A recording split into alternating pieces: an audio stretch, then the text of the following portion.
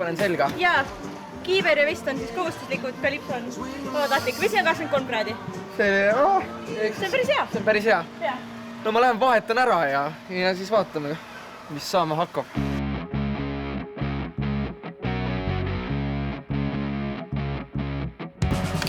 No nii, päris kena. Oi, aga kalipso saab tagurpidi lukked selja taga. Ei ole. Jah. Ei ole. Ma panin pool tundi seda endale selga, siis see läks väga raskelt. Oota, lukkeks selja taha. Jah. Oot, ühesõnaga, mul läheb natuke veel aega. Jaan, mis asi see veikimine üldse on? Veikimine on siis nagu siukse laua peal, mida sa praegu käes hoiad. Sõitmine, kus siis on kinnitatud veel siuksed saapad, mis hoiavad su jalgu seal sees.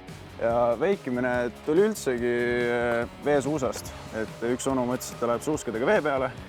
Ja siis seesama onu vist mõtles, et ta proovib nagu ühe suusa peal. Ja siis alguses oli niimoodi ja siis läks peast niimoodi. Kust sa veikimise üldse avastasid enda jaoks?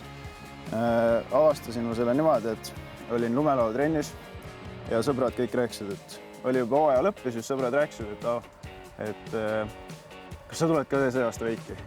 Kõik küsisid ja siis ma mõtlesin, et ma olen ka siis see aasta veiki. Ütlesin emale, et pane kirja mind palun. Ems pani kirja ja siis tulin siia, istusin seal trepi peal alguses, olin päris omaette üksinda ja siis tuli treener, et lähme sõitma.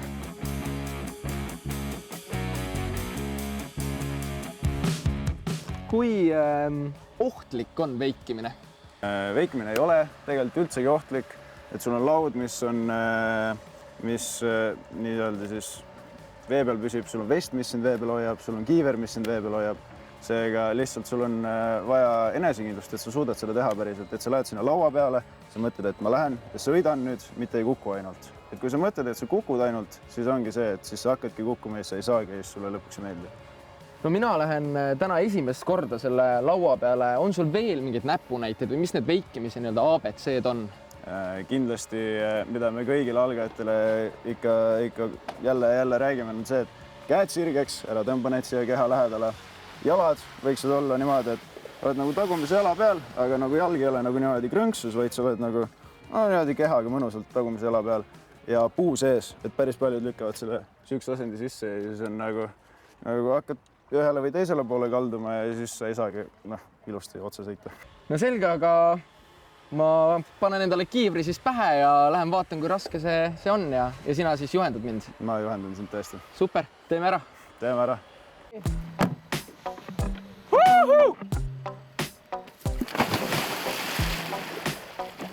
See oli vist kõukas.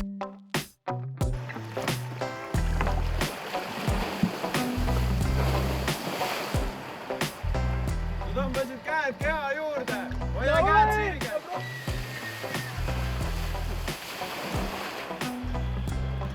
Sul peab keha tugev olema, kui sa tuled veest välja.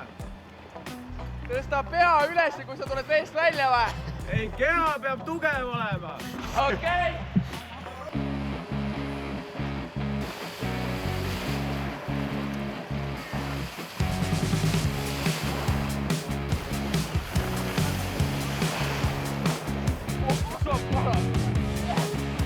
Let's go! Okay. Jan, sa oled hea õpetaja! Läks! Võttis läbi küll. Ta on raskem, kui ta paistab. Ma arvasin, et see on lihtne. Aga lõpuks sain kätte alguses ei saanud üldse vee peal oldud. Kohe kukkusin. Aga lõpus on juba päris hinge. Et kui saad asja kätte ja hoiad tasakaalu ja kuulad, mida treener ütleb, siis on päris hinge asi.